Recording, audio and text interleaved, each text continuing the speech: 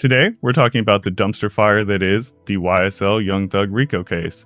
How YoungThug has had a huge break, incredible luck, as well as very good representation from Brian Steele, who has managed to get Judge Glanville out of the whole picture. The reason that he is no longer in the case is because he couldn't seem to get his emotions and feelings out of the situation. I'm going to put you in contempt. He had an ex parte meeting, which for those of you that don't know, it is a meeting at which a witness or someone involved in the case is taken to the side by only one side. Now, this can be the defense or the prosecution.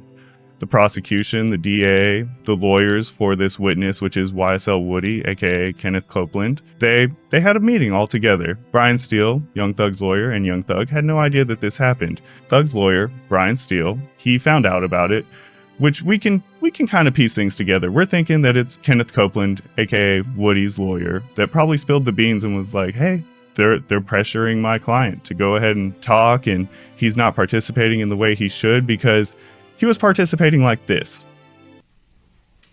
I guess. I don't recall. You know that. Okay. Yep. All right. How many? More than one. All right. So Brian Steele, he brings that to their attention. Hey, you pressured him.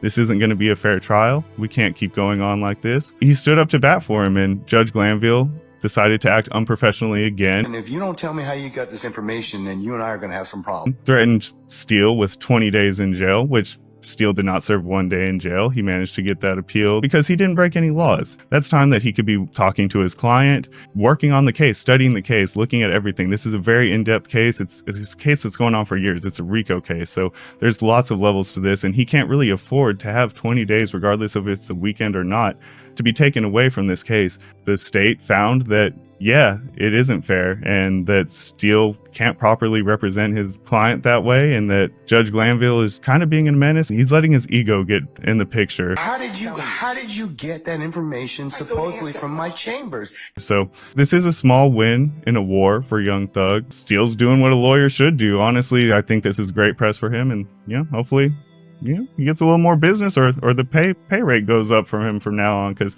he does represent a lot of superstars. So with all that being said, let us know down in the comments below what you guys think.